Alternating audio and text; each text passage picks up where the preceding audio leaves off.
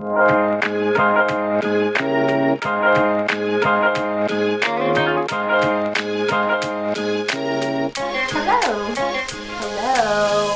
Welcome to episode 3, season 2, episode 3. And in today's episode, I'm going to be interviewing the lovely Monica that we have sitting right here with us. And I'm going to be interviewing her about wings. We're going to talk about wings. Flappy, flappy, wing, wing. We always like to do the little, chicken. Yeah. When we're talking about What wings. part of the chicken wing do you like? Do you like the flat part or the drumstick? Drumstick. Oh, I like the flat part. We are a match made in heaven. We eat well together. We really are. I like the flat ones because you can put the whole thing in your mouth and That's true. get the meat off. And I think the meat tastes better on the flat ones. Wow, I'm hungry. I think I need a chicken wing. Just start talking more and more about food. Yeah. So Monica, what is a wing on the Enneagram? Yeah, so a wing is your Enneagram neighbor, basically. So you'll notice that the numbers on the Enneagram, if you're looking at the symbol, they all have a particular position. And the number to your right and the number to your left, or the number to your clockwise and the number to your counterclockwise right next to you, those are your wings. So if you think about the 9 types like a neighborhood, your wings would be the houses that are right next door to you. So if you're a 9, you can have a 1 wing or you can have an 8 wing. And actually, we have both of the wings, but we tend to kind of lean on one more than the other. Yeah. So we lean on one wing more than the other. How do you know what your wing is? How would you know if you were leaning on one more than the other? So usually there's one type that is, in the house next to you, to stick with the neighborhood metaphor, where you feel like you resonate more.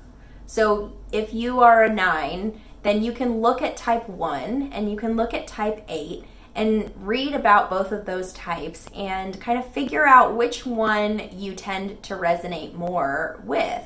So if you're a 9 that, also feels called to be very principled and have a good sense of what's right and what's wrong in the world, or maybe you're a 9 that's also super idealistic and visionary and really thinks about social justice a lot, you may lean more towards 1.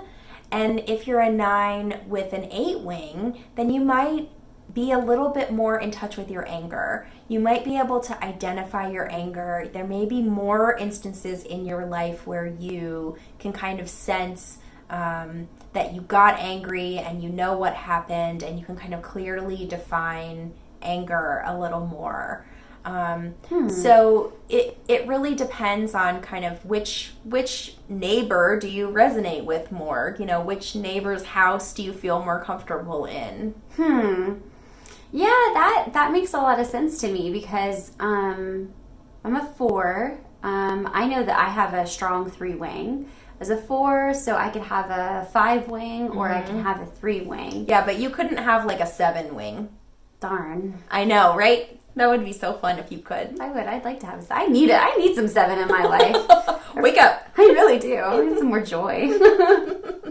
Yeah, so you can only have a wing that is in the position that is right next to you. And the wing is kind of a thing that flavors your type.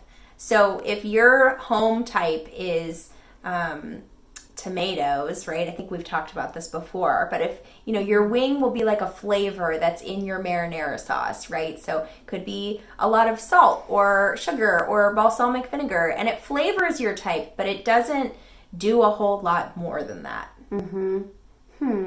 So can you describe what that might look like, say, for a type 5? How would a 5 with a 4 wing versus a 5 with a 6 wing be flavored differently? Yeah, so a 5 with a 6 wing is going to be more in touch with fear, and they may be even more like invested in planning for the outcome of things than a 5 with a 4 wing. A 5 with a 4 wing is going to be more overwhelmed by their feelings, and their feelings are going to kind of get more in the way, and they may be more in touch with just their sense of emotion and more sensitive to things. 5 with a 6 wing will be more security oriented and less kind of invested in the emotional experience of things. Interesting. And I wonder too, if like a 5 with a 4 wing, are they going to be more withdrawn because they're both withdrawn types? Yeah, so if you look at 5 and 4 and their position in the Enneagram, they're at the bottom of the Enneagram. And I like to think about that as literally like underwater in a way, right? Like if the Enneagram circle were, if we were to make it as deep as the ocean and put it in the ocean, 5 and 4 would be on the ocean floor, right? So they would be the deepest, most in touch with their emotions. So if you're a 5 with a 4 wing, then yeah, you're going to have some depth to you, man. You're going to be like, I think Chopin, the composer, was a 5 with a 4 wing, and you can feel the depth of emotion in his music, right? Like, it's really apparent. Yeah. Versus 5 with 6, you're kind of going up in position of the Enneagram, so you're taking that depth and lightening it up a little bit. Right, because you're going into the head. We're going 6 is in the head triad, and going more into fear. Yeah, because 6 is planning for possibility all the time, and they're able to really see all the different scenarios. So if you're 5 with a 6 wing, you're going to spend even more time in your head and be less in touch with your feelings. Yeah. Interesting. Does that make sense? Yeah. So, what types of wing combos would be surprising to people? Like what types, like with their wing, might make them look like they're not that type? That's a good question. So I think a 9 with an 8 wing is a great one, is a great example, because that 8 wing is going to give them more energy and more ability to kind of tap into their power, which could sometimes make them look not like a 9. Right? A 9 with an 8 wing is going to be able to very clearly say, probably, like, I know when I'm angry. I know when something bothers me. Maybe they don't do anything about it, but that would be a situation where the wing is so, 8s in particular, the energy of 8 is so powerful that it could kind of almost overpower the 9 fixation, even if it was just a wing. Just the energy of it is so powerful. So that would be a situation where someone who is a 9 with an 8 wing could potentially be mistyped. And then another one I'm thinking of is a 6 with a 7 wing. Because 6s love connection and community, and then you add like a flair of really fun, really vivacious 7 in there, that could make them look more counterphobic is a word that we might use, but really just it would make them look less afraid than a 6 with a 5 wing.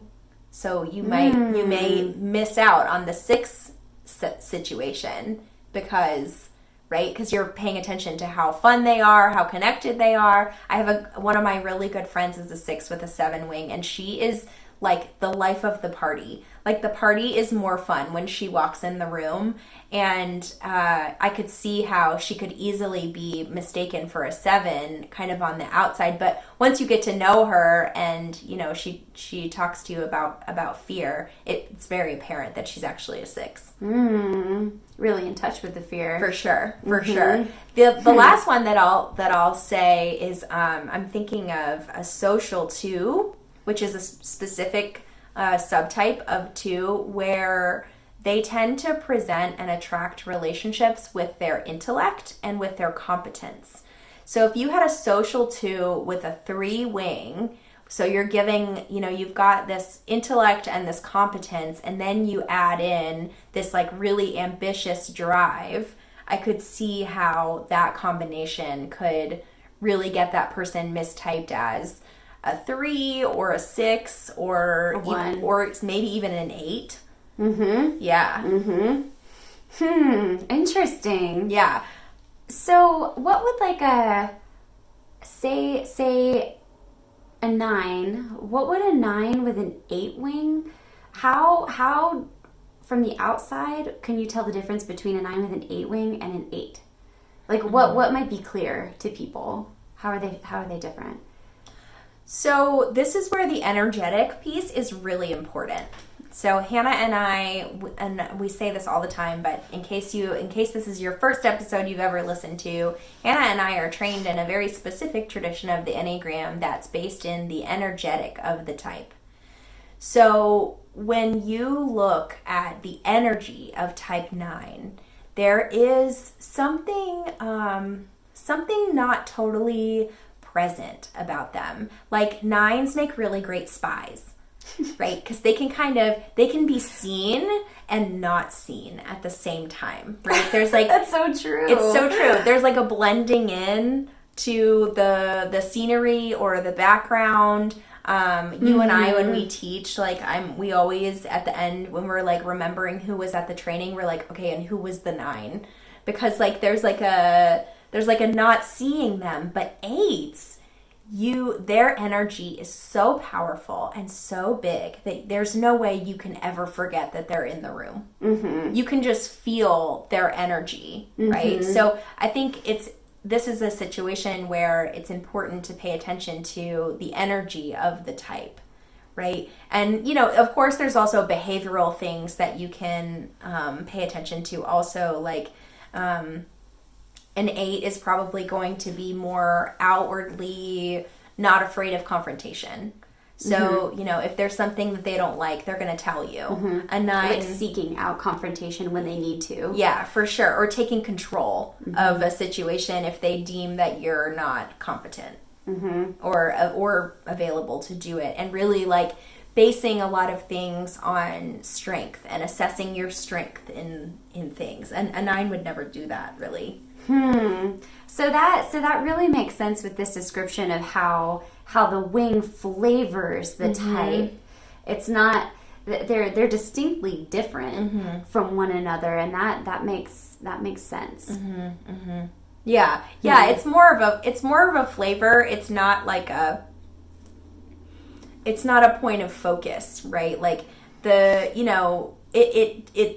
it adds dimension to the type and it helps explain certain things. I know for me, my 3 wing really helps explain how I can, because I'm a self-pres too, how I can be more responsible and more kind of in my adult situation because I have a really strong 3 wing. If I was a self-pres 2 with a 1 wing, then I would have probably a really hard time kind of doing the things of life, adult things that need to be done.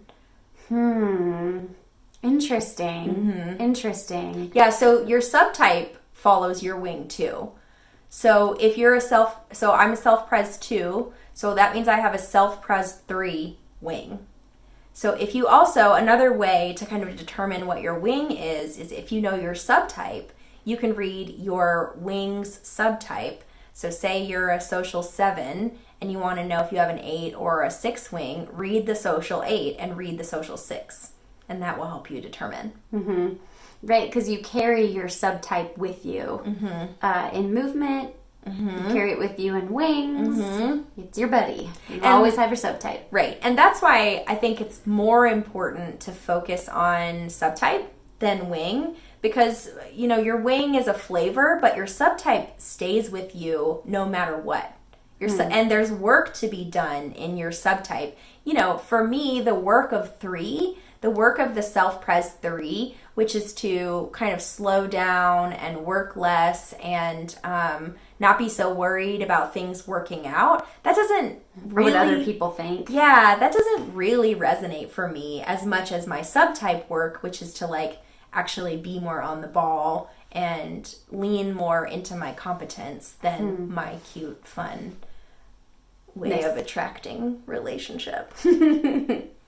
Well, so how did you, Monica, know that? How did you know that you had a strong 3-wing? For me, I know that I have a strong 3-wing because I relate to 1 almost not at all. Okay. There's almost nothing about type 1 that I really relate to.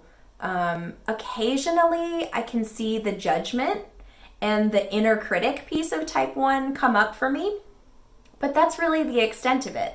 I don't relate to like the resentment piece or the holding on to anger. Like that doesn't feel super salient to me. But 3, I mean, there are sometimes where I wonder, am I a 3?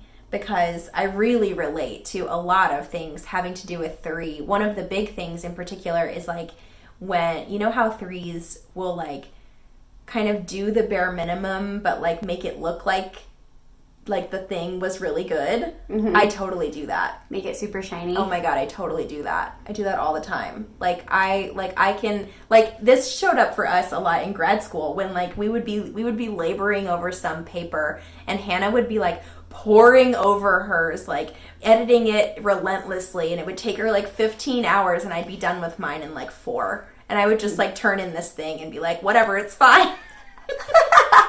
So I relate to that piece of 3 a lot. Is like, you know, if it's done, I did the thing, you know.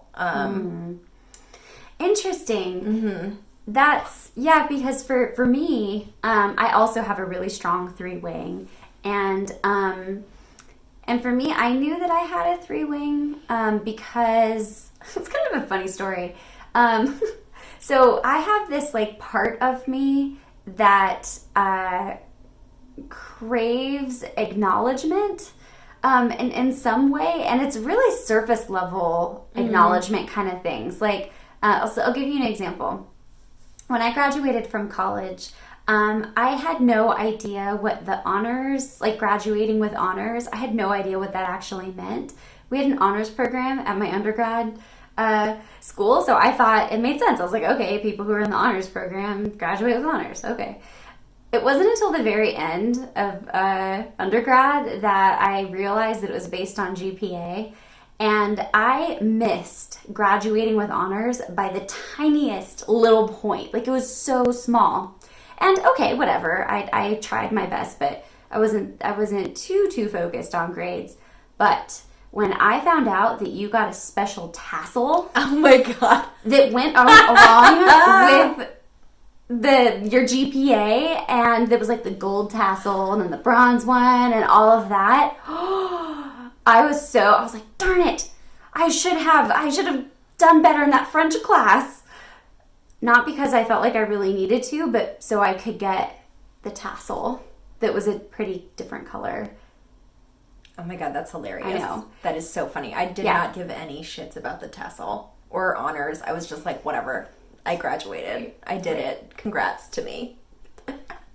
So that's my one of the big reasons I was like, ooh, yeah, that's a bit of my 3. That's how 3 shows up in me. I like that story. That makes a lot of sense to me. I like that story. That's so interesting. And how like we can share a wing, but the element of the wing that we relate to, do you hear how different those are? Yeah, right? Like Hanna really relates to the element of 3 that is about acknowledgement and recognition, and I really relate to the element of 3 that's about kind of how work gets done and produced and like what it looks like. Like I care more about it just looking like I did it than what the quality of the work is, and you care more about like people seeing that the work, right? Like it's so interesting. So I think it's, you know, it's good to recognize that, and I'm glad that we talked about that because I think it really speaks to how the wing is it's a flavor, but it's not the most important thing. Figuring out your wing is not the most important thing. The work piece of wings that I know of and I think is interesting to focus on is how do you balance?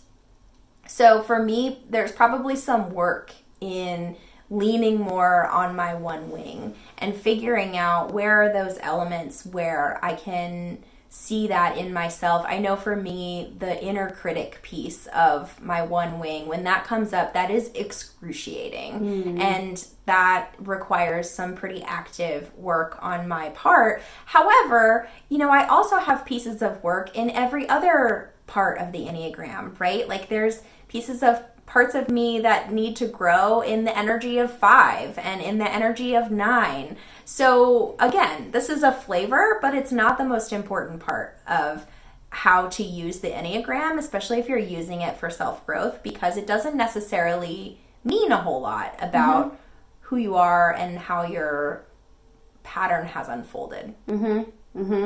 Yeah, that's really interesting.